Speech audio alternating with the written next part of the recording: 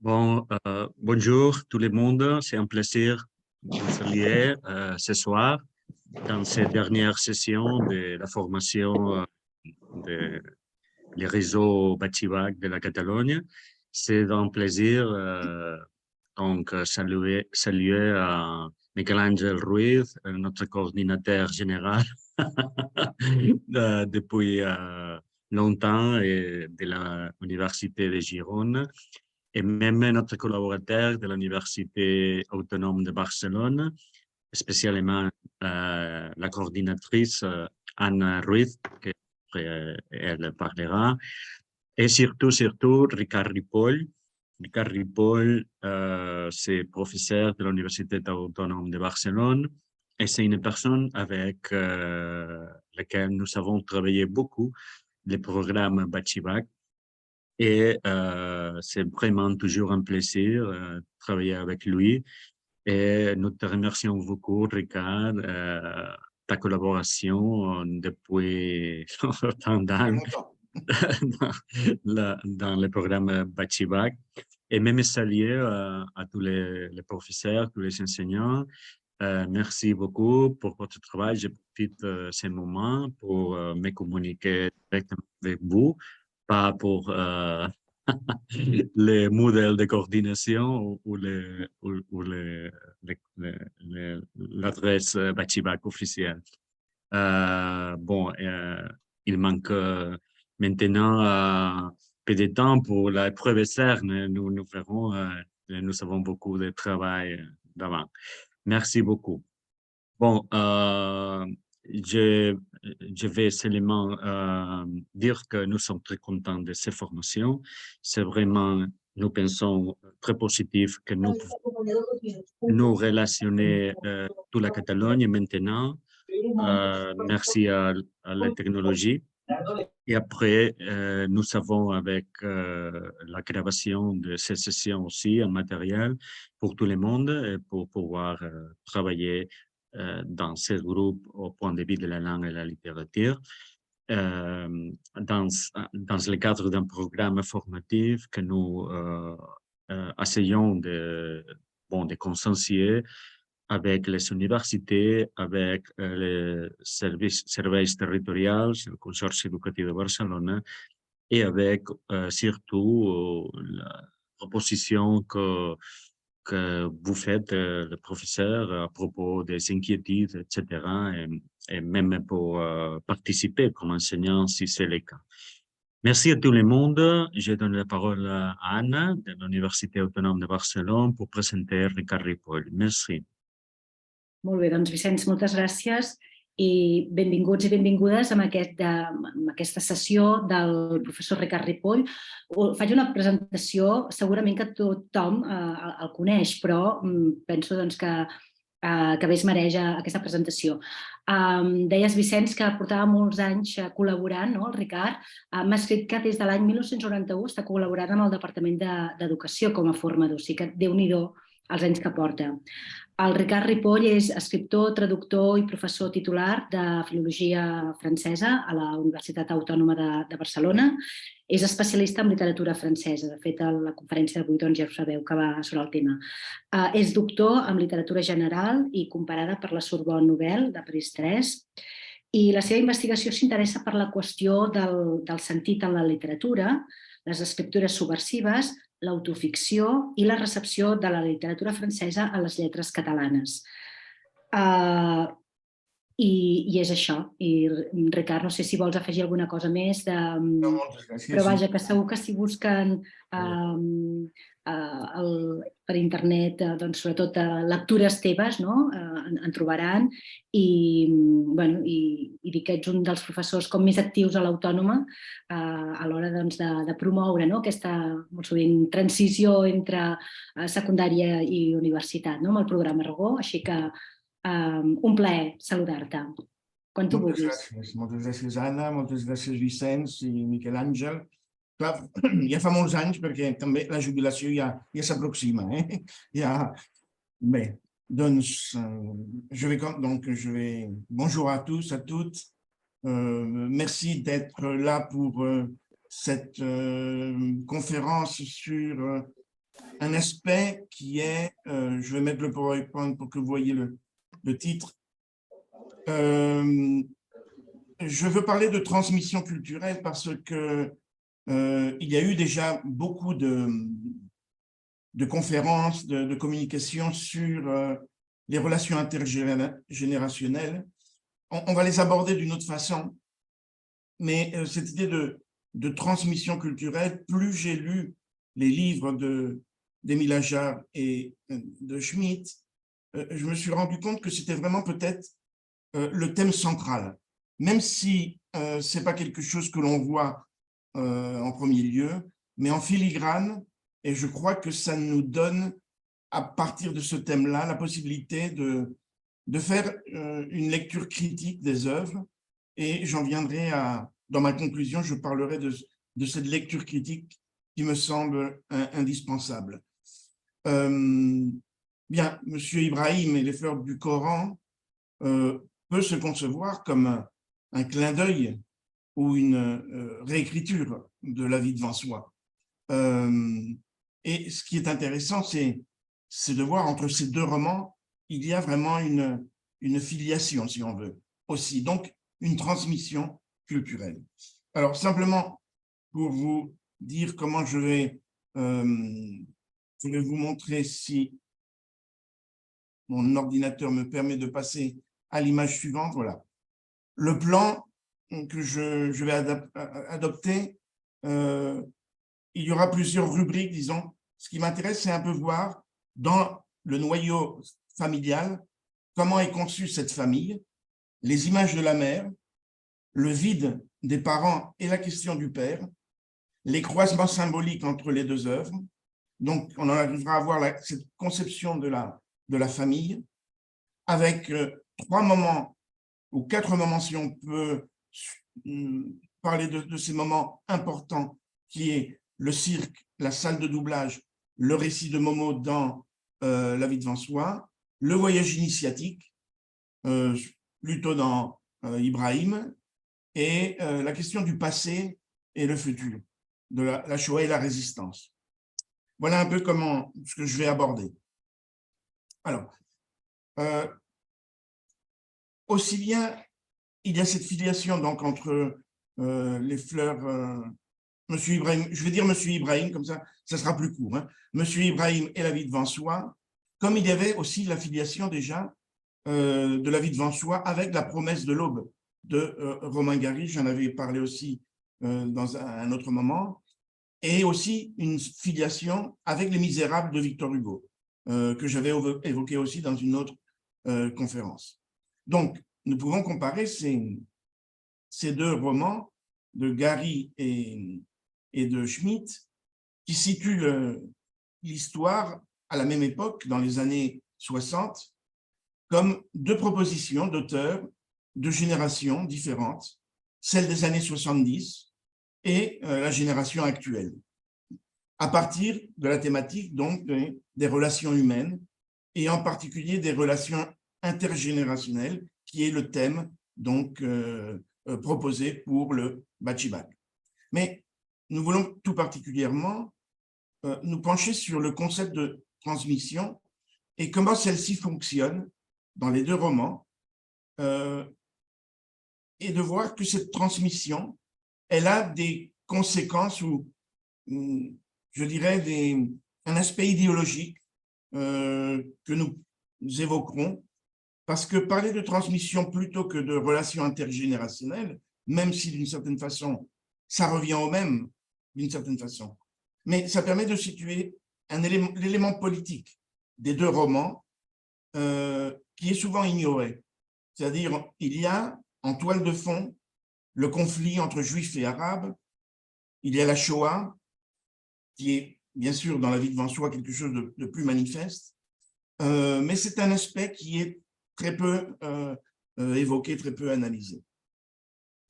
Bien, la transmission culturelle, quand on parle de transmission culturelle, elle se fait généralement par la voie de la famille, de l'école, des lectures, ou alors d'une figure qui peut se substituer le rôle de ces institutions, et ce qui est le cas dans les deux romans que nous analysons. Il faut dire que dans les deux cas, donc le protagoniste est un enfant autour de 8-11 ans, abandonné, qui s'appelle Momo, qui doit trouver une nouvelle famille pour pouvoir se développer. Dans l'un des romans, il est arabe, dans l'autre, il est juif, et dans les deux cas, cette identité est floue et elle est remise en question par l'ironie dans les deux romans, en fait. Donc, l'image au pluriel de la mère est quelque chose qui est problématique dans les deux romans. Les mères sont absentes. Tuée par le père chez Gary, elle est partie dans le roman de Schmitt, et le rapport des deux enfants à leur mère est très différent et débouche sur une vision du monde qui constitue l'un des éléments interprétatifs importants des romans. Dans La vie devant soi, il y a cette phrase ma mère s'appelait Aïcha et se défendait avec son cul et se faisait jusqu'à 20 passes par jour avant de se faire tuer dans une crise de folie, mais ce n'était pas sûr que j'étais héréditaire. Le personnage va donc chercher des substituts maternels pour combler ce manque. Madame Rosa, Madame Lola, et finalement Nadine. Mais cette quête des origines s'inscrit essentiellement dans cette peur de l'hérédité, donc par rapport à la figure du père. Ce qui préoccupe l'enfant, c'est est-ce qu'il va devenir fou comme son père? Voilà ce qui préoccupe Momo. Et cette mère absente, finalement, n'est pas tellement traumatique. Enfin, c'est pas, on ne le voit pas dans le roman comme quelque chose de tout à fait négatif. Pour le dire autrement, ce n'est pas le sujet du roman. Le sujet du roman, pour ce qui concerne la figure maternelle, est bien plus complexe et il est sans doute à analyser en des termes psychanalytiques. Nous avons montré lors d'une conférence précédente le lien très fort qui unissait La vie devant soi avec La promesse de l'aube, qui était vraiment le roman de la mère de Romain Gary. Une femme possessive, omniprésente, mythomane. Et en passant de Gary à Ajar, va s'opérer une dévaluation de la mère. La grande dame russe est remplacée par une prostituée qui, au fil du roman, connaît une lente dégradation. Et toutes les figures maternelles dans La vie devant soi appartiennent au milieu de la prostitution, sauf Madame Nadine, qui est en fait celle à qui s'adresse le narrateur et qui va finalement l'adopter. Donc Momo peut s'en sortir en grimpant dans l'échelle sociale. Et la transmission culturelle est progressive de Madame Rosa jusqu'à Nadine, qui par le cinéma, et on verra que c'est un épisode important, va pouvoir unir le passé et le futur et le passé. Dans Monsieur Ibrahim, la mère joue un rôle bien différent. Elle a abandonné son fils et après le suicide du père, lorsqu'elle revient chercher Moïse, va se dérouler une scène assez absurde entre le fils qui trompe sa mère et la mère qui se laisse berner. À partir de cet instant, la mère va feindre de ne pas reconnaître son fils et lui va s'en accommoder. En même temps, Moïse, présenté comme Momo diminutif de Mohamed, apprend qu'il n'a jamais eu de frère et que ce Popol, auquel son père le comparait, n'a jamais existé.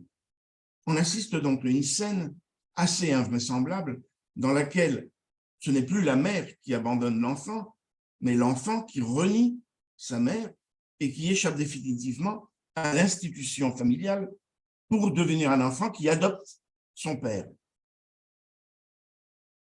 Voilà la phrase, le jour où on l'a eu, le papier, le fameux papier qui déclarait que j'étais désormais le fils de celui que j'avais choisi, M. Ibrahim décida que nous devions acheter une voiture pour fêter ça. Il va sans dire que ce retournement de situation est à lire dans une morale que tisse le livre de Schmitt et sur laquelle nous reviendrons. L'autre thème est celui, dans cette relation, dans cette même idée, le vide des parents et la question du père. Les deux romans présentent donc des enfants rejetés par la famille, se trouvant des parents de substitution, et situent la question du père au centre de l'histoire. Le père dans la vie de Vanso est un assassin. Tout le chapitre 22 est consacré au retour du père de Momo et au subterfuge de Madame Rosa qui, en lui faisant croire que son fils est Moïse, et donc juif, provoque la mort du père qui venait de sortir d'une institution psychiatrique. La vision du père dans Monsieur Ibrahim est assez particulière. C'est un père distant qui traite son fils comme un chien. Première citation, « Il était clos dans les murs de sa science, il ne faisait pas plus attention à moi qu'à un chien. D'ailleurs, il détestait les chiens, il n'était même pas tenté de me jeter un os de son savoir. » Ce qui est mis en avant dans l'indifférence du père, c'est bien le manque de transmission du savoir. La relation culturelle est rompue alors même que le père pourrait partager ses connaissances. Il possède une haute et profonde bibliothèque héréditaire. Là encore, le mot héréditaire est mis dans la phrase, et ce n'est pas un hasard. Avec des livres censés contenir, je cite, la quintessence de l'esprit humain, l'inventaire des lois, la subtilité de la philosophie. C'est alors que le début du roman nous apporte une clé interprétative à mon sens. Le narrateur, à 13 ans, casse sa tirelire et il écrit « Mon père l'avait choisi, cette tirelire, à sens unique. Parce qu'elle correspondait à sa conception de la vie, l'argent est fait pour être gardé, pas dépensé. » Alors bien sûr, c'est le début du roman, donc cette phrase, elle est essentielle, il faut la lire de façon symbolique. Cet incipit est à lire dans le sens où l'argent est associé à la connaissance.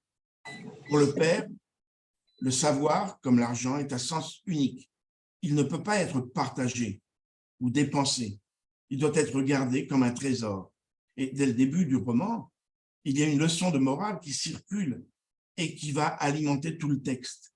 Et je souligne cette morale dans Monsieur Ibrahim, ce serait que la connaissance ne sert à rien si elle n'est pas partagée et donc transmise pour que de génération en génération, l'on tisse du passé les leçons qui permettent de ne pas répéter les erreurs de l'histoire.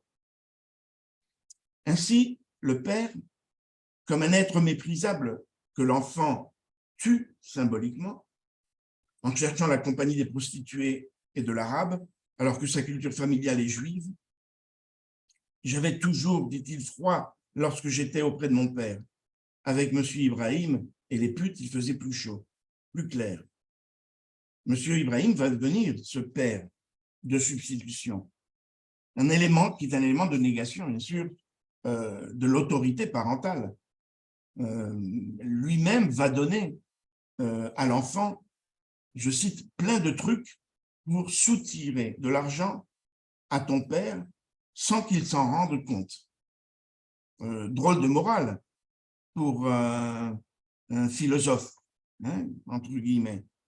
Il y a chez M. Ibrahim une politique consciente pour éloigner l'enfant de la culture familiale et l'amener vers une religion qui, vers la fin du livre, se révélera être celle des derviches.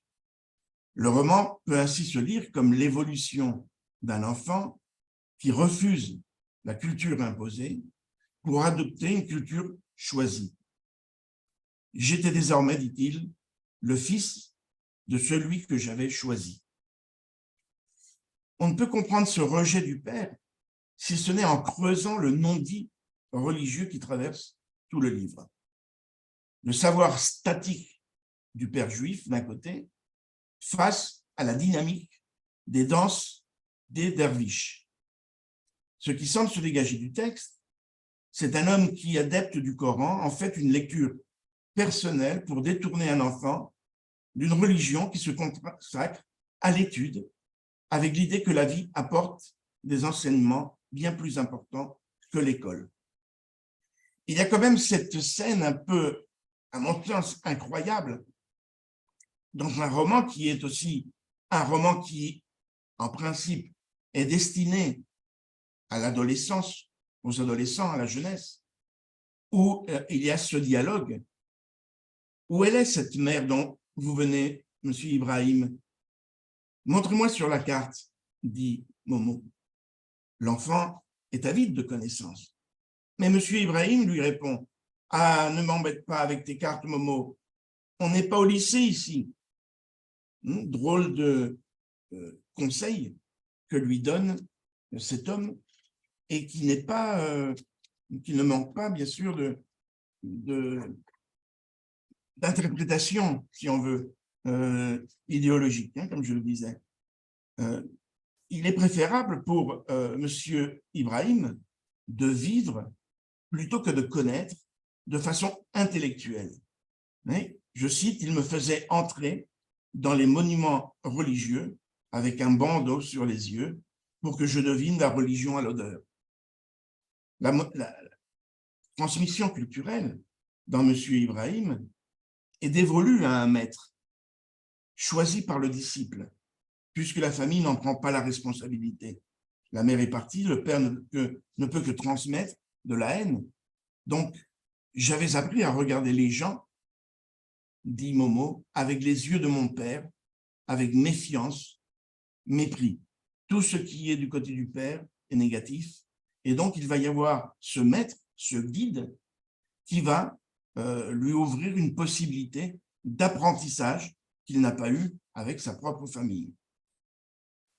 Pour Éric Emmanuel Schmitt, il y a donc lieu de rompre avec la transmission familiale qui, de père en fils, convoque la haine et le mépris de l'autre. Je pense que nous pouvons lire entre les lignes qu'il y a ici une référence au conflit entre Israéliens et Palestiniens. Puisque c'est aussi, les deux romans sont situés dans les années 60-70, c'est-à-dire à un moment où on parlait beaucoup dans la société, le thème du conflit israélo-palestinien était très présent. Hein. Et il est intéressant de s'arrêter sur l'explication que M. Ibrahim donne à Momo de l'attitude de son père. Son père, il n'avait pas d'exemple devant lui. Il a perdu ses parents très jeunes parce qu'ils avaient été ramassés par les nazis et qu'ils étaient morts dans les camps. Ton père ne se remettait pas d'avoir échappé à tout ça. Peut-être qu'il se culpabilisait d'être en vie. Ce n'est pas pour rien qu'il a fini sous un train. Ah bon, pourquoi? Ses parents, ils avaient été emportés par un train pour aller mourir. Lui, il cherchait peut-être son train depuis toujours. On a là une allusion à la Shoah. Ça ne va pas plus loin, mais il y a ce petit détail qui fait référence à l'histoire. Et le mot « exemple » ici me semble important.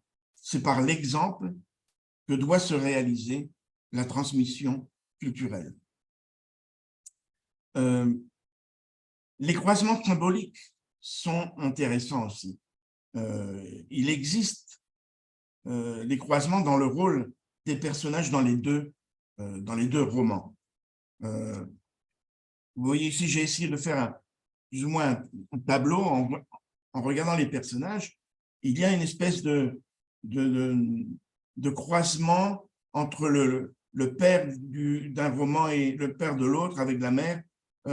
Il y a comme l'idée que Schmitt aurait voulu réécrire une espèce de La vie devant soi, vue de l'autre côté, en quelque sorte. Il y a comme un effet miroir. Hein. Dans Hajar, le père assassin n'accepte pas un fils juif et il y a une mort subite à cause de ça. La mère est prostituée absente, tuée par le père par jalousie. Et le substitut va être, en premier lieu, Madame Rosa. Mais il va y avoir d'autres substituts. Il y a une multitude de substituts, il y a une progression. Il y a quelque chose de plus complexe dans le roman, bien sûr, de Hajar. Alors que chez Schmitt, le père est un manipulateur, il y a le suicide, la mère a abandonné son fils, elle est comédienne, elle revient, elle joue la comédie, et le seul substitut, ça va être Monsieur Ibrahim qui va guider cet enfant vers son changement, si on peut dire comme ça, d'identité. Donc, ce sont les figures de l'abandon qui sont interchangées. Chez Hazard, c'est le père qui abandonne, alors que chez Smith, c'est la mère qui part. Chez Hazard, la mère disparaît, dans tous les sens du terme. Chez Smith, la mère réapparaît. Dans les deux cas, pourtant, ce sera une tierce personne qui assumera le rôle de la transmission culturelle.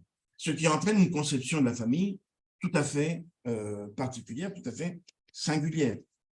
C'est ainsi que l'univers formé par les personnages qui gravitent autour de Madame Rosa s'apparente à une famille. Mais contrairement à la famille traditionnelle que peut représenter Nadine, la famille française des années 70, le monde cosmopolite de l'immeuble où circulent les immigrés, les exclus, est une tribu. Dans cette tribu, les enfants sont les plus faibles. Ils sont exclus à cause du manque d'hygiène et parce qu'ils n'ont pas été désirés. La naissance de ces enfants de prostituées est apparentée à une maladie. Ils sont contagieux, ils sont nés par accident. Momo l'exprime par ces mots, je cite, « Le jour où ma mère ne s'était pas fait avorter, c'était du génocide ». Ajar peut se permettre cette image dans la bouche d'un enfant alors que Madame Rosa a connu les camps de concentration. C'est la vie en tribu, une vie de solidarité qui ouvre la porte à l'espoir lorsque la vie est une souffrance continue. Le roman évoque à plusieurs reprises cette souffrance liée au fait de vivre. Je cite, « La vie, c'est pas un truc pour tout le monde », dit Momo. C'est alors que le titre prend tout son sens. Avoir la vie devant soi signifie que l'on peut jouir encore longtemps des privilèges de cette vie. Or, pour Momo, le futur ne peut qu'apporter des misères. La vie en tribu permet d'aller de l'avant, de se défendre, selon son expression tellement imagée. Et pour lui, comme pour Madame Rosa, il s'agit de ne pas vivre plus que c'est nécessaire. Là encore, sous les mots de Momo, c'est Romain Gary qui parle. Surtout lorsque Momo, en exprimant sa colère, parle, je cite, « d'enfoncer la vie de force dans la gorge des gens qui ne peuvent pas se défendre et qui ne peuvent plus servir. » Face à cette calamité que suppose une vieillesse misérable ou le fait d'avoir été abandonné par les parents, le modèle tribal offre aux exclus la possibilité de retrouver, au-delà de la biologie, une appartenance communautaire. Il n'y a pas de refus de la famille, mais revendication d'une association entre égaux, issus de l'amour. À la fin du roman, les deux personnages principaux se retrouvent dans des situations opposées. Madame Rosa, seule, sans famille, meurt dans sa cave et Momo est accueillie par la famille de Nadine. La base de cette appartenance tribale est sans doute l'amitié. C'est elle qui unit les différents personnages et elle se déploie de différentes façons. Entre Madame Rosa et Momo, les liens qui sont tissés sont complexes et la figure maternelle dans ce roman est assez problématique, comme elle l'était dans la vie de l'auteur. On peut lire ainsi la vie de Vancouver comme l'histoire d'une quête des origines qui, en même temps, est une réflexion sur le rôle symbolique de la mère. Il y a en effet dans le livre plusieurs personnages qui incarnent cette figure maternelle. Tout d'abord, la mère biologique de Momo, Aïcha, qui est morte et qui a été tuée par son père, ce qui provoque la peur d'être psychiatrique ou héréditaire, comme je le disais avant. La peur de Momo est de devenir fou, de suivre les pas de son père dans une violence meurtrière. Il va donc aller à la recherche d'une mère protectrice. Lola aurait pu l'être, mais Momo commente, je cite, « J'ai jamais vu un Sénégalais qui aurait fait une meilleure mère de famille que Madame Lola. C'est vraiment dommage que la nature s'y est opposée. » Nadine pouvait également satisfaire ce rôle, mais elle a déjà une famille. Alors, dans un premier temps, Momo ne contemple pas cette possibilité et il va voir en Madame Rosa le substitut maternel qui va remettre en cause les bases mêmes de la famille traditionnelle ou conventionnelle. Tout le roman est l'histoire de cette acceptation d'une autre mère pour finalement découvrir que cela est impossible. Et Momo finit par intégrer une famille adoptive, traditionnelle, structurée, bourgeoise, une mère adoptive qui représente l'intégration définitive de Momo dans la société. Ainsi, nous pouvons découvrir à la fin du roman que la voix narrative s'adresse à la famille de Nadine. Momo raconte son aventure avec Madame Rosa à ceux qui finalement vont devenir ses parents. Alors que dans tout le livre, ce qui est mis en question, c'est la problématique des origines, de la biologie. Pour Momo, mais là il faut voir aussi pour Romain Gary, une famille c'est avant tout un espace dans lequel on se sent protégé et que l'on choisit, sans pour autant perdre la mémoire des origines. Dans le roman de Gary, le petit Momo est finalement entouré de gens qui vont constituer pour lui la famille qu'il n'a pas eue. Le narrateur affirme, je cite, « Quand on est môme, pour être quelqu'un, il faut être plusieurs. » La famille ici est proche de la tribu où les liens sont davantage de l'ordre du sacré que du biologique. En revanche, dans le livre de Schmitt, il y a une totale dissolution de la famille. Le narrateur est contraint de suivre celui qui va devenir, qui s'institue en tant que chef, ou guide, ou maître, et qui a tout fait pour l'éloigner de ses origines familiales. Si Momo, celui de Hajar, cherche une mère et la trouve en Madame Rosa, Moïse, lui, fuit son père et choisit un nouveau maître en la personne de M. Ibrahim. Nous pouvons donc opposer deux mouvements qui montrent l'ancrage symbolique dans lequel sont pris les deux narrateurs. Pour Momo, Hajar, cela passe par deux moments qui sont deux scènes presque que l'on peut lire de façon indépendante ou deux scènes symboliques que l'on appelle en littérature des mises en abîme, des scènes qui parlent par elles-mêmes de la thématique du livre complet, c'est-à-dire que ces scènes-là, ce sont d'une part le cirque, d'autre part la salle de cinéma. Et on verra aussi que le récit de Momo est important. Elles apparaissent, ces scènes-là, sous un mode ironique, parce que quand il parle du cirque, ce n'est pas le véritable cirque, c'est une miniature pour enfants. Quand il parle de la salle de cinéma, c'est en fait une salle de doublage où le film n'est pas un film qui est passé de façon traditionnelle, mais il est passé à l'envers. Et puis même le récit de Momo est un peu un récit qui reprend l'histoire de Momo, mais d'une façon, c'est un enfant bouleversé qui raconte cette scène. Donc pour Momo, le cirque mécanique est un monde, il le dit, est un monde à l'envers, où le bonheur est possible. La moitié du chapitre 11 est consacrée à l'émerveillement de Momo devant ce spectacle qui se joue derrière les vitrines. Il représente un univers idéal, où les personnages forment une communauté sans connaître les problèmes des gens en chair et en os.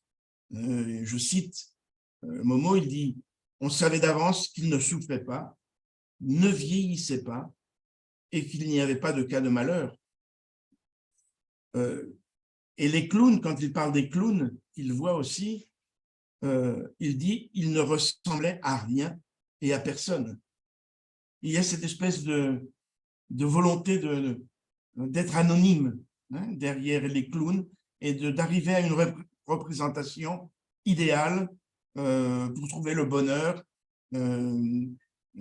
complet, où les gens ne meurent pas, ne vieillissent pas, etc.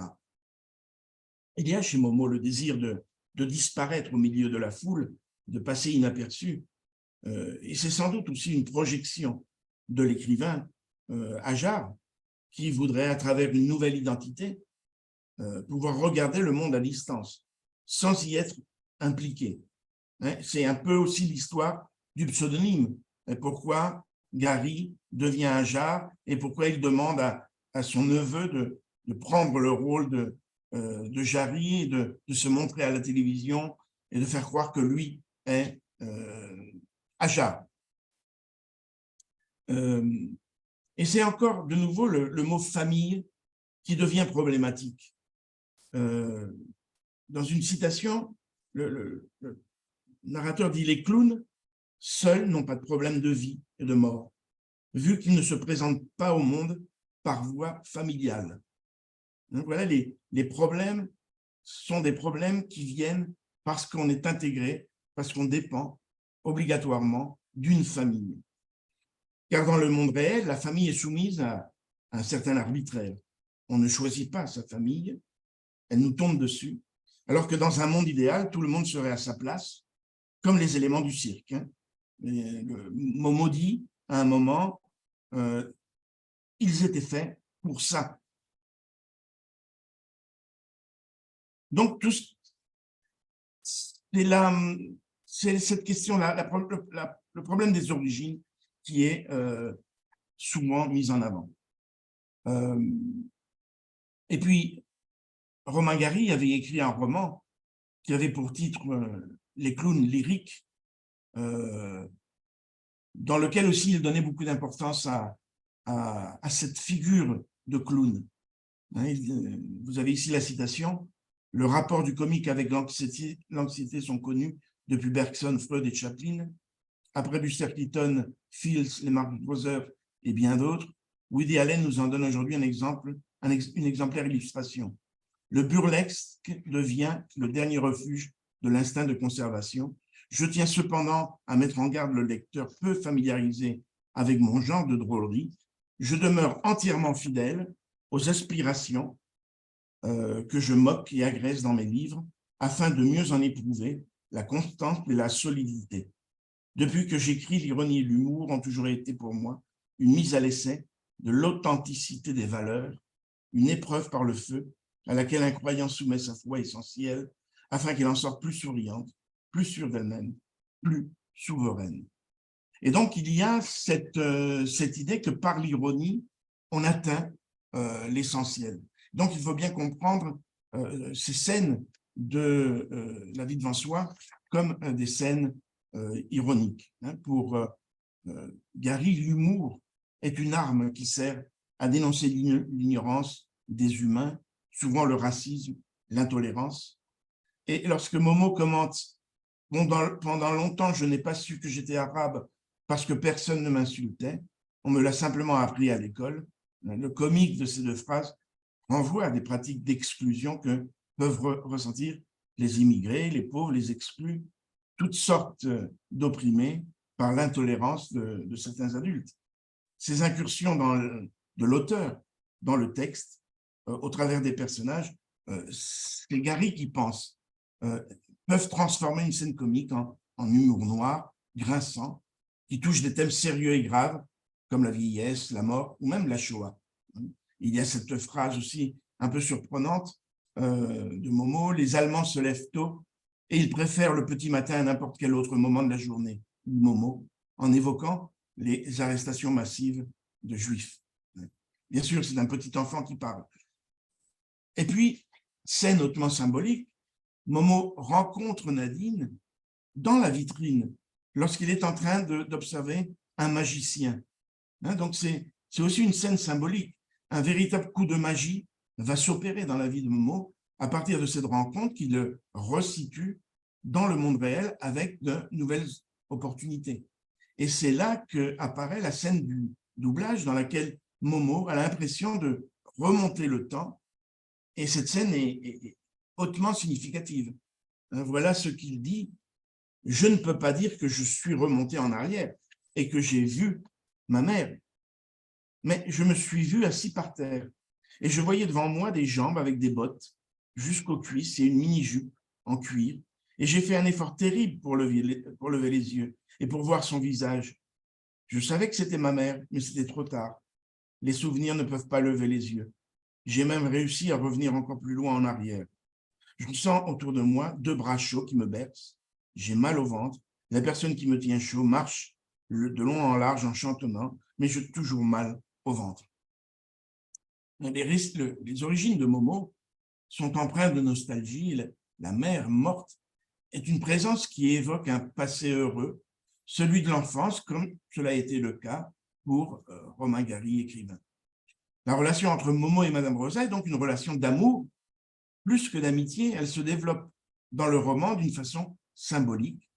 Il faut que Momo accompagne Madame Rosa dans son trou, qui est une descente aux enfers, pour renaître au bout de quelques jours et pouvoir assumer sa vie sans elle. Alors, il y a tout le mythe, si on veut, du Christ aussi, la résurrection. Hein, mais c'est le même parcours que réalise Romain Gary, en devenant Émile Ajar. Hein, une renaissance, une nouvelle identité. L'écrivain est sans cesse un oiseau, phénix, à la recherche de soi. Et donc, on voit aussi que ce personnage de Momo a beaucoup à voir avec Romain Gary, enfant, que l'on voit dans La promesse de l'aube, hein, qui est un roman qui est autobiographique. Ensuite, il y a le récit de Momo aussi qui est intéressant et qui se situe donc à la fin du roman et qui joue le rôle de reprendre tout ce que le lecteur jusque-là a lu, mais de le reprendre à l'envers, comme la salle de doublage. Dans ce récit, Momo s'adresse à ses futurs parents adoptifs, à Ramon et Nadine, et réalise finalement son rêve de retrouver une famille après avoir vécu dans l'illusion de la tribu. Mais il a fallu en passer par l'expérience de Madame Rosa pour qu'il puisse arriver à gagner sa place dans la société. C'est là sans doute que la transmission prend toute sa valeur, celle de replacer l'enfant abandonné dans une nouvelle filiation qui va pouvoir le guider vers l'âge adulte. Il retrouve un père, symbole de la loi, et une mère, symbole de l'affection. Je cite dans le chapitre 24, il dit « Le docteur Ramon écoutait lui aussi, mais c'était surtout Madame Nadine qui me faisait plaisir. » Il montre comment il y a ces 2 instances que la psychanalyse a analysées comme la loi du père et le rôle de la mère. Mais il retrouve l'équilibre dans une famille traditionnelle. Même s'il constate, ou s'il constatait à la fin de ce chapitre, lorsqu'arrivent les enfants de la famille, à un moment, il dit « La place n'était pas pour moi dans cette famille, elle était déjà prise. J'avais rien à dire, dit-il. » Mais en même temps, il va faire ce processus d'adaptation. Il y a dans le roman de Romain Gary, tout le long du roman, il y a ces processus d'évolution. Ce n'est jamais au tout début que les choses se font, elles se font petit à petit avec l'apprentissage et donc la transmission. Avec Ramon, Momo se sent finalement important. Il dit « C'était la première fois que j'étais digne d'intérêt et qu'on me mettait sur magnétophone. » Ce récit est aussi un peu le signe d'une thérapie. Ramon est signalé comme une sorte de médecin qui écoute. Momo, en fait, est face à une séance où sa parole va se libérer grâce à l'écoute psychanalytique. Entre ce moment décisif où les doutes sont encore présents et la fin du roman où Momo accepte de rester avec cette nouvelle famille, il y a l'épisode de la fin de Madame Rosa, le véritable apprentissage vital de Momo, où il devient en quelque sorte, et les rôles s'inversent, l'adulte face à Madame Rosa diminuée. C'est lui qui va prendre finalement les devants en sachant que, dit-il, la vie, ce n'est pas un truc pour tout le monde. Cette expérience est celle de la descente dans ce qu'il appelle le trou juif, pour accompagner Madame Rosa dans la mort et en ressortir avec une nouvelle identité, éloignée de toute contrainte idéologique ou religieuse, pour pouvoir enfin aimer. Or, ce n'est pas un hasard si aimer est le dernier mot du texte. Donc, on peut dire qu'il s'agit d'un voyage initiatique. Mais c'est un voyage initiatique qui est, dans le livre de Hajar, un voyage initiatique très complexe. Il y a des moments de doute qui montrent Momo à différents moments de son évolution. On peut dire que Momo de Hajar, grâce à la parole libérée, entreprend un voyage initiatique qui le conduit dans le trou, alors que Moïse, dans le cas de Schmitt, par l'entremise de M. Ibrahim, va connaître un voyage initiatique qui est géographique, en accompagnant son maître vers des terres lointaines qui l'éloignent de sa religion. Les deux voyages, en fait, débouchent sur la mort de celle ou de celui qui leur a transmis les valeurs culturelles qui vont leur permettre de s'intégrer dans la société. Avec Schmitt, nous avons donc également un roman d'apprentissage qui suppose le passage de l'enfance à l'âge adulte et la construction d'une nouvelle identité. Dans tout voyage initiatique, il y a bien sûr le héros, donc ici Momo, dans les deux cas, Moïse, et il y a un guide, Rosa et Ibrahim. Mais il doit y avoir un message, une espèce de Graal vers lequel le héros se dirige et qui est l'objet du voyage.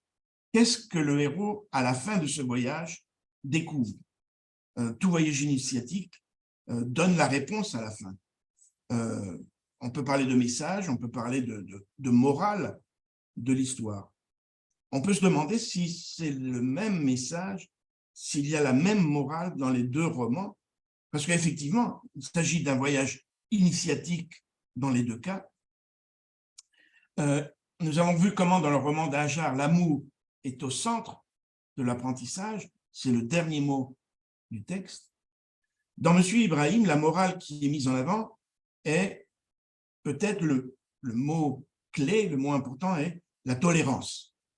Mais en définitive, ces deux morales se rejoignent et elles répondent à un problème bien plus profond, un problème politique qui, sans être un thème principal, parcourt les deux romans, les relations entre le passé et le présent, et le problème israélo-palestinien avec la Shoah et la résistance comme toile de fond, sans être un thème principal. C'est quand même, me semble-t-il, un thème important dans les deux romans.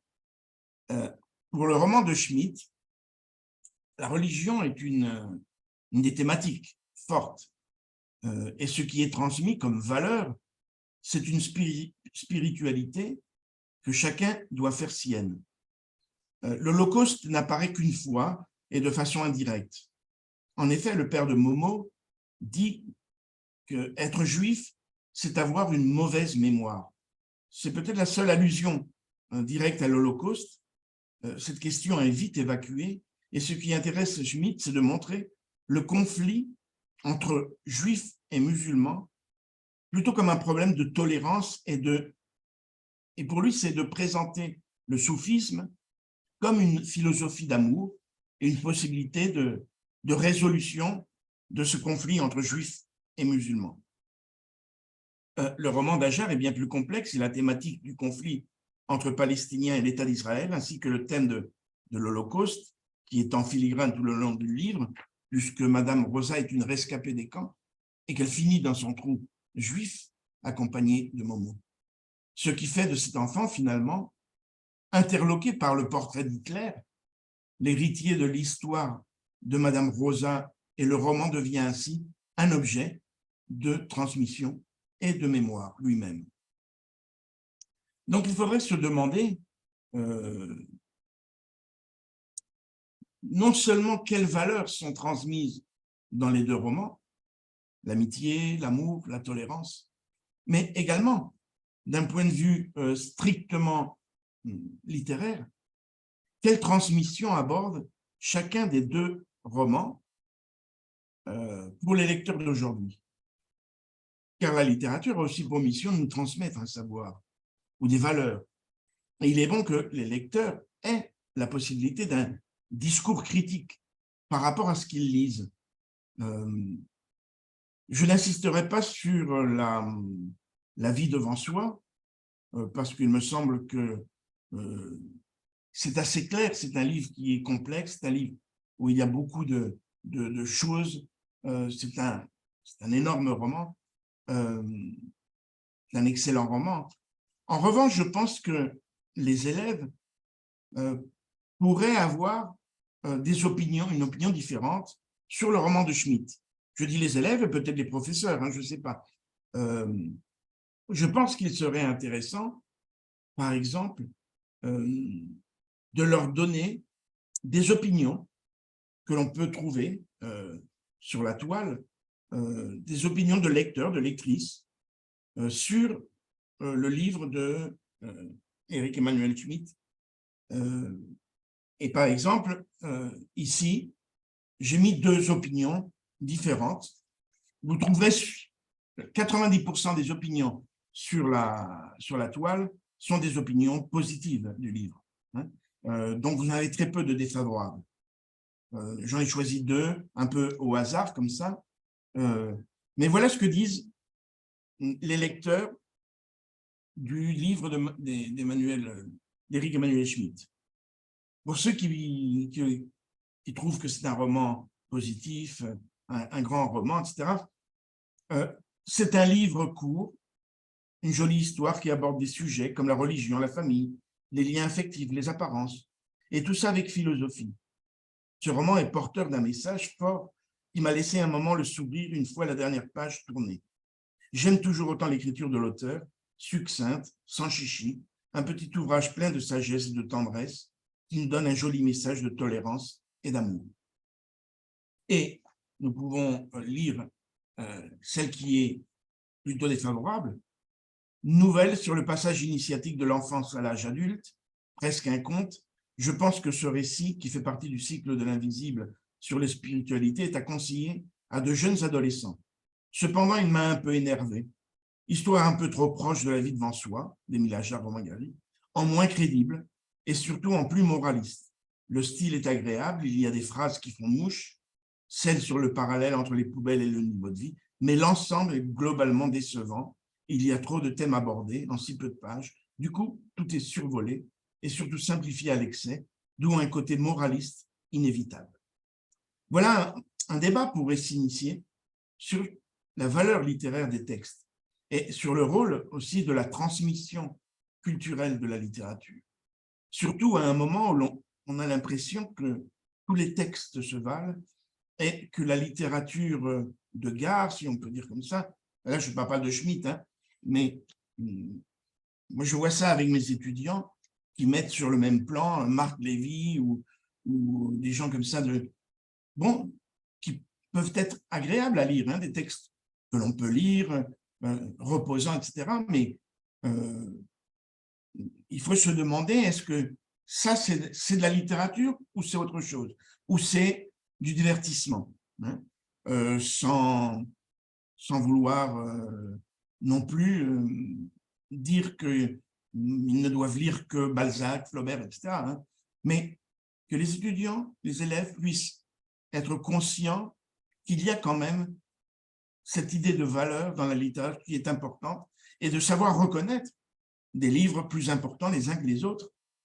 Ça peut choquer certains, hein, mais je crois qu'un débat ici, dans ce cas-là, pourrait être intéressant et à la fin, les élèves pourraient se poser la question, est-ce qu'on peut mettre sur le même plan La vie devant soi et M. Ibrahim Les fleurs du Coran? Est-ce que les 2 écrivains sont sur un même plan littéraire? Ça peut ouvrir des voies aussi à cette idée de transmission qu'a la littérature. Il y a, pour finir, dans l'épigraphe qui ouvre La vie devant soi, il y a une phrase d'un écrivain. Alors, au départ, je pensais qu'il pouvait être inventé parce que Ajar, bien sûr, a inventé beaucoup de choses et tout n'est pas vrai dans ce qu'il écrit. Mais il y a cette épigraphe, je le cite, « Ils ont dit, tu es devenu fou à cause de celui que tu aimes. J'ai dit, la saveur de la vie n'est que pour les fous. » Et c'est signé par un écrivain qui s'appelle Yafi, dans un livre, alors je ne sais pas comment le prononcer, Raout al-Rayani, donc un livre arabe. À force de chercher, j'ai trouvé que cet écrivain Yafi est un écrivain soufiste. Donc on a aussi, dans le roman de Schmitt, les soufistes qui deviennent importants, et c'est l'un des thèmes sur lesquels les professeurs peuvent faire travailler les élèves de qu'est-ce que le mouvement soufiste. Mais on voit que réellement, Éric Emmanuel Schmitt est parti du livre d'Ajar pour en faire quelque chose de complètement différent. Alors, ce qui est à voir, c'est pourquoi, c'est intéressant aussi de se poser la question, pourquoi il a voulu réécrire le livre de Ajar et pourquoi il l'a réécrit de cette façon avec un guide spirituel qui force l'enfant à changer de religion, à oublier ou à mépriser presque ses parents, hein, même si bien sûr c'était des parents qui l'ont abandonné, etc. Oui, mais il y a quelque chose dans ce livre qui, moi personnellement, me dérange parce que ce n'est pas expliqué d'une façon que l'on puisse réellement comprendre, et il y a un peu d'invraisemblable derrière ça. Bon, je voulais, pour terminer simplement, avoir ce ton un peu provocateur pour pouvoir aussi avoir vos avis là-dessus sur ces deux livres. Voilà, je vous remercie et j'attends vos questions et on peut débattre à partir de cela. Je vous remercie. Merci, professeur Ripoll. Je ne sais pas s'il y a des questions, si vous voulez poser des questions. C'est bien qu'on se voit maintenant. Est-ce